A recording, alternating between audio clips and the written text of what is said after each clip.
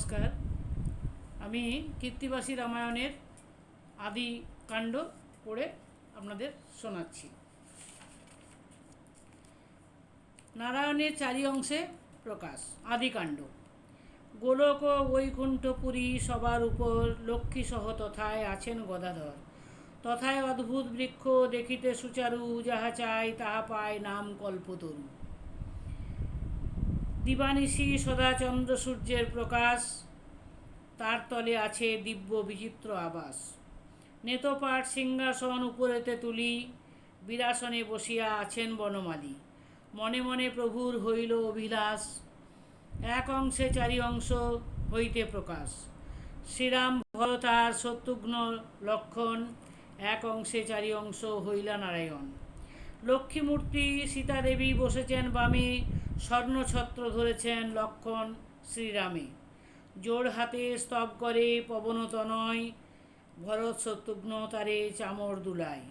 এই রূপে বৈকুণ্ঠে আছেন গদাধর, হেনকালে আসিলেন নারদ মুনিবর।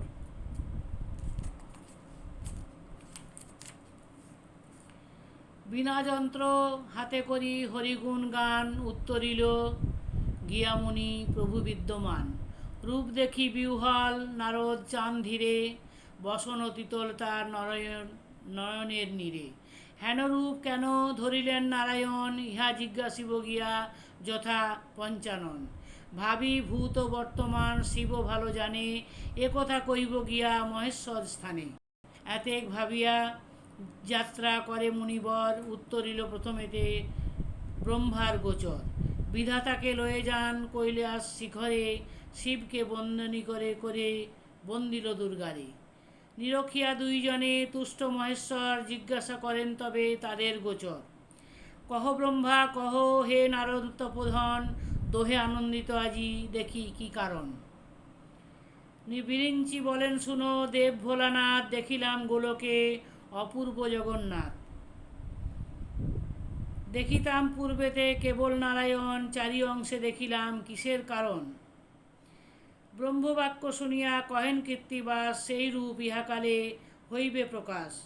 যে রূপে আছেন হরি গোলকের ভিতর, জন্মলবে আছে 60 সহস্র বৎসর। রাবণ রাক্ষস হবে পৃথিবী মণ্ডলে, তাহারে বধিতে জন্ম লবেন ভূতলে। দশরথ ঘরে জন্মিবেক চারিজন, শ্রীরাম ভরত আর শত্রুঘ্ন লক্ষণ। এক অংশে নারায়ণ চারি অংশ হয়ে, তিন গর্ভে জন্মিবেন শুভক্ষণ পেয়ে। জানকী সহিত রাম লইয়া লক্ষণ, পিতৃসত্য পালনার্থ যাইবেন বন।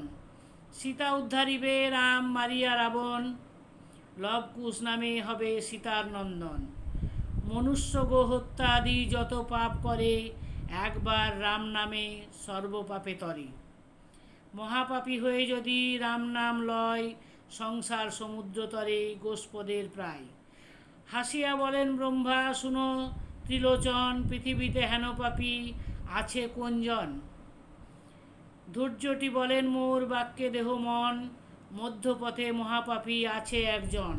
তারে গিয়া রাম নাম দেহ একবার, তবে সে হইবে মুক্ত দুর্জয় সংসার। বিধাতা নারদ তবে ভাবেন দুজন, পৃথিবীতে মহাপাপী আছে সে কেমন। চবন মুনির পুত্র নাম রত্নাকর, দস্যুবৃত্তি করে সেই বনের ভিতর। বিরিঞ্চি নারদ দোহে সন্ন্যাসী হইয়া, রত্নাকর কাছে উভে মিলিল আসিয়া। বিধাতার মায়া হলো রত্নাকর প্রতি, সেই দিনে সেই পথে কারো নাহি গতি। উচ্চ বৃক্ষে চড়িয়া সে চতুর্দিকে চায়, ব্রহ্মা নারদের দেখে দেখিবারে পায়। ভাবে মুনি রত্নাকর লুকাইয়া বনে, সন্ন্যাসী মারিয়া বস্ত্র লইব এক্ষণে। বিধাতা নারদ সেই পথেতে যাইতে, লোহার মুদগর তোলে ব্রাহ্মণ বধিতে। ব্রহ্মার মায়াতে তার মুদগর না চলে, মায়ায় মুদগর বন্ধ তার করতলে। না পারে মারিতে দস্যু ভাবে মনে মন, ব্রহ্মা জিজ্ঞাসেন বাপু তুমি কোন জন। রত্নাকর বলে তুমি নাচিন আমারে, লইব তোমার বস্ত্র মারিয়া তোমারে। ব্রহ্মা বলে, মোরে মারি কত পাবে ধন, করিয়াছ যত পাপ কহিব এখন। শত শত্রু মারিলে যতেক পাপ হয়, এক গো বধিলে তত পাপের উদয়। 100 ধেনুবধ যেই জন করে, তত পাপ হয় যদি এক নারী। 100 নারী হত্যা যেই জন করে, 100 নারী হত্যা করে যেই জন, তত পাপ হয় এক মারিলে ব্রাহ্মণ। 100 ব্রহ্মবধে যত পাপোদয়, এক ব্রহ্মচারী বধে তত পাপ হয়। ব্রহ্মচারী মারিলে পাতক হয় রাশি, সংখ্যা নাই যত পাপ মারিলে সন্ন্যাসী। যেই পথ দিয়া গতি করেন সন্ন্যাসী, আড়ে দীর্ঘে 4 ক্রোশ সমপুরী কাশী। সে পাপ করিতে যদি থাকে তব মন, কর হয়ে সব পাপ কহিনু এখন। শুনিয়া কহিল দস্যু রত্নাকর হাসি, মারিয়াছি তোমা হেন কতেক সন্ন্যাসী। ব্রহ্মা কহিলেন, যদি না ছাড়িবে মোরে, ভালো হলো দেখিয়া হে বদহ আমারে। যথা কীট পতঙ্গাদি পিপীলিকা গন্ধে, লোভে নাই সে মৃত খাইতে আনন্দে। মারিয়া দণ্ডের বাড়ি পাড়িবে ভূমিতে, পিপীলিকা মরিবে আমার চাপেতে। পুনঃ বলিলেন, পাপ করো আর লাগি, তোমার এ পাতকের কেহ আছে ভাগী। মুনি বলে, আমি যত লয়ে যাই ধন, মাতা পিতা পত্নী আমি খাই 4 জন।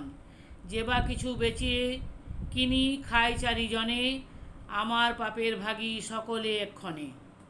শুনিয়া হাসিয়া ব্রহ্মা কহিলেন, তবে তোমার পাপের ভাগী তারা কেন হবে? করিয়াছ যত পাপ আপনার কায়, আপনি করিলে পাপ আপনার দায়। জিজ্ঞাসা করিয়া তুমি আইস নিশ্চয়, তোমার পাপের ভাগী তারা যদি হয়। নিতান্ত আমারে বধ করো যদি তুমি, এই বৃক্ষতলেতে বসিয়া থাকি আমি। হরিষ বিষাদের মুনি লাগিল ভাবিতে, বলে বুঝি এই যুক্তি করো পলাইতে। ব্রহ্মা বলে, সত্য করি না পলাবো আমি, মাতা পিতা পত্নীরে জিজ্ঞাসি এসো তুমি। অতঃপর যায় মুনি ফিরি ফিরি চাই, ভাবে বুঝি তাড়াইয়া সন্ন্যাসী পালাই। প্রথমে পিতার কাছে করে নিবেদন, আদিকাণ্ড গান কৃত্তিবাস বিচক্ষণ। রাম নামে রত্নাকরের পাপক্ষয়। ধন্যবাদ। পরবর্তী অধ্যায় আমি পরের দিন শোনাবো। ধন্যবাদ সকলকে।